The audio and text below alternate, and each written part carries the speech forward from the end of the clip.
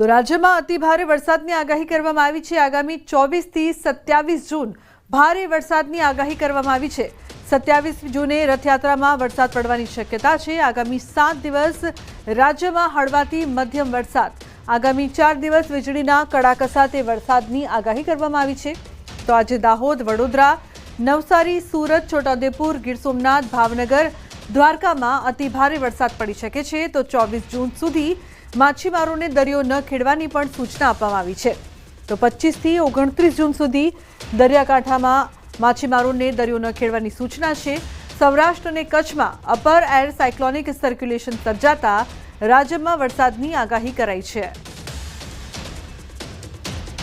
जो 6 दिन है 24 से लेकर 29 जून, उसमें आपका हेवी रेनफॉल का वार्निंग दोनों क्षेत्र में दिया गया है और दोनों क्षेत्र में थंडरस्टॉर्म का वार्निंग दिया गया है। अगले 4 दिन 25 से लेकर 26 जून उसमें थंडरस्टॉर्म विद लाइटनिंग और विंड स्पीड रहेगा 30 से 40 किलोमीटर प्रति घंटा में।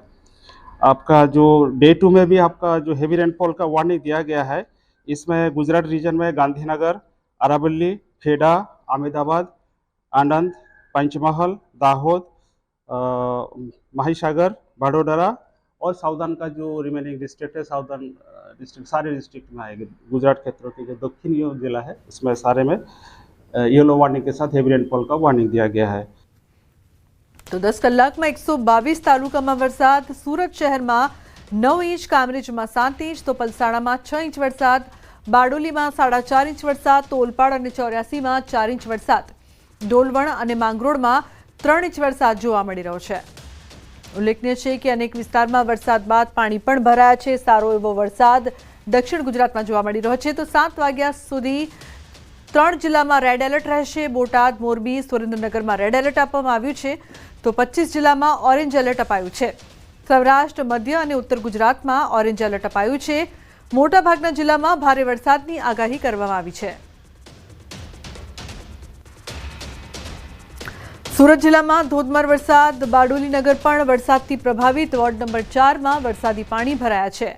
આશાપુરી મંદિર નજીક વરસાદી પાણી ભરાયા છે। શાસ્ત્રી રોડથી આશાપુરી મંદિર જતો માર્ગ બંધ કરવામાં આવ્યો છે। તો વરસાદી પાણી ભરાતા વાહન ચાલકો તેમજ રાહદારીને હાલાકી। પાલિકા તંત્રની પહેલા વરસાદે જ પોલ ખોલી। સાર્વત્રિક વરસાદથી બારડોલી પંથક પાણી પાણી થયું છે। બારડોલી પંથકમાં વહેલી સવારથી ધોધમાર વરસાદ વરસી રહ્યો છે। ઠેર ઠેર પાણી ભરાવાની સમસ્યા જોવા મળી રહી છે। તો બારડોલી નવસારી સ્ટેટ હાઈવે પર અલનૂર રેસિડેન્સી નજીક પાણી ભરાયા છે, જેથી રહીશોએ રોડ પર આડાશ મૂકી માર્ગ બંધ કરવો પડ્યો હતો। સુરતના બારડોલીમાં ધોધમાર વરસાદ, શહેરના અનેક વિસ્તારોમાં પાણી ભરાયા છે। પાણીમાં ગરકાવ અનેક વિસ્તારો થયા છે। ડીએમ નગર પાણીમાં ગરકાવ, સમગ્ર વિસ્તારમાં પાણી ભરાતા ભારે હાલાકીનો સામનો લોકોને કરવો પડી રહ્યો છે। પાણી દર વર્ષે આને આ વસ્તુ નગરપાલિકામાં બી જાણ કરવા, પ્રાંતમાં બી જાણ કરવા છતાં કોઈ તંત્ર હાથમાં લેવાતું નથી। આ કેટલા વર્ષથી આ ચાલતું આવ્યું છે ને જે જાણ કરીએ તો પછી પાછળથી કે આ નહીં થશે, તે નહીં થશે, બસ ખાલી ખોટીના પાર્ટી ફંડના નામે પૈસા ઉઘરાવવા છે લોકોએ, કામ કોઈ કરવું નથી। આખું ઉનાળો અમે કેટલા નગરપાલિકામાં કેટલી વાર અમે ગયેલા છે તો કે બધું થઈ જાય પણ કશું થયું નથી। કેટલી તકલીફ પડે છે? તકલીફ એટલે પૂરેપૂરી, તમે જો રાતના ઊંઘ નહીં થાય, ગાડીઓને કેટલું નુકસાન। છેલ્લા 4 વર્ષથી આ પાણીનો ભરાવો થાય છે। તંત્રને અમે જાણ કરતા હોવા છતાં આ તંત્ર કંઈ સેવા આપતું નથી।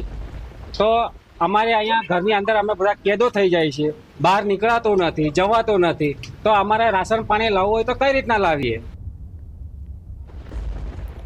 સુરતમાં ધોધમાર વરસાદથી ખાડીમાં પાણી, વરસાદના પાણી વાવિયા ખાડી પર ફરી વળ્યા છે। માંડવીના મુજલાવનો લો લેવલ બ્રિજ પાણીમાં ગરકાવ થયો છે। બારડોલી કામરેજ જવાનો રસ્તો લોકો માટે બંધ કરવામાં આવ્યો છે। તો લો લેવલ બ્રિજ પર પાણી ફરી વળતા લોકોને હાલાકી ભોગવવી પડી રહી છે। બ્રિજ પર પાણી ફરી વળતા લોકો 20 કિલોમીટરનો ચક્રાવો કરવા મજબૂર બન્યા છે। કીર્તિશ જોડાયા છે ફોન લાઈન પર વધુ માહિતી આપવા માટે। કીર્તિશ, શું અપડેટ છે આ સમગ્ર મામલે? બિલકુલ, જે પ્રકારે દક્ષિણ ગુજરાતમાં મોડી રાત્રે શરૂ થયેલા વરસાદે ધમાકેદાર બેટિંગ કરતા સુરત શહેર હોય, સુરત ગ્રામ્ય હોય, જ્યાં જુઓ ત્યાં માત્ર પાણી જોવા મળતું હતું। ખાસ કરીને સુરતના ઉપરવાસમાં એટલે કે ઉકાઈ ડેમથી સુરતની વચ્ચે પડેલા વરસાદને લઈને તાપી નદીમાં નવા નીર આવ્યા છે, લો લેવલના કોઝવે પાણીમાં ગરકાવ થયા છે. તો બીજી બાજુ સુરત સિટીમાં વાત કરીએ તો જે ડ્રેનેજના પાણી છે તેનો નિકાલ ના થતા શહેરના કોઈ પણ વિસ્તાર હોય, ખાસ કરીને અડાજણ હોય, રાંદેર હોય, કતારગામ હોય, વરાછા હોય, પૂના હોય, કાપોદ્રા, સરથાણા સહિતના તમામ વિસ્તારોમાં પાણી ભરાતા લોકોને હાલાકી પડી રહી હતી. ખાસ કરીને જે રીતે વરસાદ વરસી રહ્યો હતો તેને લઈને સુરત શહેરમાં અને જિલ્લામાં તમામ શાળાઓમાં રજા જાહેર કરી દેવામાં આવી હતી અને જે પ્રકારે મહાનગરપાલિકાના તંત્રએ પ્રી મોન્સૂનની કામગીરી કરી હતી તેની પોલ ખુલી જવા પામી હતી. જોકે મહાનગરપાલિકાના કમિશનર CCI નામના બિલ્ડિંગ ખાતે પહોંચ્યા હતા અને સુરત શહેરમાં 3000 કેમેરા જે લગાવવામાં આવ્યા છે તેનાથી શહેરના અલગ અલગ વિસ્તારોમાં મોનિટરિંગ કરવામાં આવતું હતું. જ્યાં પાણી ભરાયાના મેસેજ મળે અથવા તો કેમેરામાં દેખાય તાત્કાલિક મહાનગરપાલિકાની ટીમ મોકલી પાણીનો નિકાલ થાય તે પ્રકારની વ્યવસ્થા કરવામાં આવી હતી. એટલે એકંદરે જોવા જઈએ તો વરસાદે સુરત શહેર અને સુરત જિલ્લામાં તંત્રની પોલ ખોલી નાખી છે અને સતત પડી રહેલા વરસાદને લઈ બિલકુલ આપ જોડાયેલા રહેશો. તો ભારે વરસાદે સ્માર્ટ સિટીની સુરત બગાડી છે. પાર્કિંગમાં વાહનો અડધે સુધી ડૂબ્યા છે. પૂના ગામની સિલ્વર નેસ્ટ બિલ્ડિંગમાં પાણી તો બેઝમેન્ટમાં વરસાદી પાણી ભરાયા છે. કીર્તેશ જોડાયા છે, તેમની પાસેથી વધુ માહિતી લઈએ. કીર્તેશ, જે પ્રકારની પરિસ્થિતિ જોવા મળી રહી છે, આટલું પાણી અને પાણી નિકાલની કોઈ પણ જાતની વ્યવસ્થા આ વખતે પણ નહીં, શું અપડેટ?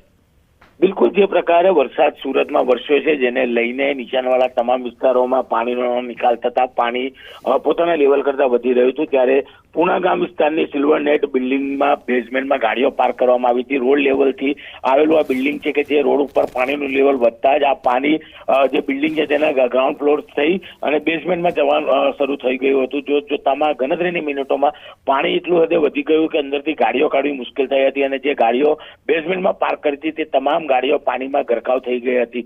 ક્યાંક ગાડીઓ ગરકાવ થઈ ગઈ હતી તો કેટલાક લોકોની દુકાનમાં અથવા તો કેટલાક લોકોના ઘરોમાં પાણી પ્રવેશતા લોકોના ઘરમાં રહેલી ઘર વખરીનો સામાન કહી શકાય કે મોટા પ્રમાણમાં નુકસાન થયું હતું. જો કે આ વરસાદને લઈને ચોક્કસ મોટા નુકસાનનો આંકડો સામે આવશે, પણ જે વરસાદ 2 અથવા 4 ઇંચ થતો હતો તે વરસાદ 10 ઇંચ આજુબાજુ પહોંચતા સુરત વરસાદે બગાડી ચોક્કસ નાખી હતી. બિલકુલ કીર્તેશ, આભાર સમગ્ર માહિતી બદલ. તો સુરતની સુરત વરસાદે બગાડી છે, પરંતુ પ્રી મોન્સૂનની કામગીરી આ વખતે પણ નથી થઈ. અનરાધાર વરસાદથી સુરત પાણી થયું છે. સરથાણામાં પોલીસ સ્ટેશનમાં પાણી ઘૂસ્યા છે. પોલીસ સ્ટેશનમાં વરસાદી પાણી ભરાયા છે. ચોમાસું આવતા જ આ વિસ્તારમાં પાણીની સમસ્યા ઉદ્ભવે છે.